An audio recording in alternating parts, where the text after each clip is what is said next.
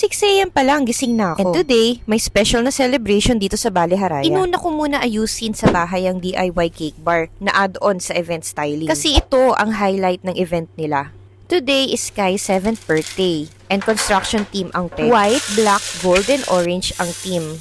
Simple pero ang ganda ng combination. From balloons to setup, bawat detail pinag-e-effortan talaga para ma-achieve yung clean but fun na look. But what makes this event extra special? Nag-avail sila ng DIY cake bar ko. Dito, ikaw ang boss. You choose your cake base, chocolate or vanilla. Then toppings, cookies, Biscoff, M&M's, and sprinkles. Bahala ka kung gaano ka ka-creative. And syempre, syrup.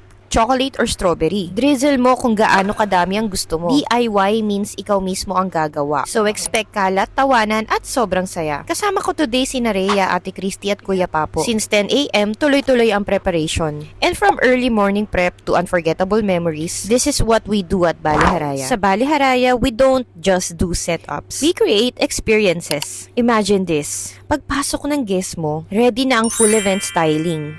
Themed, aesthetic, Instagram-worthy. Then, hindi pa tapos. May DIY cake bar pa, where guests create their own cake. From base, toppings, hanggang syrup sila ang bahala. Hindi lang siya pagkain, activity siya, bonding and memory.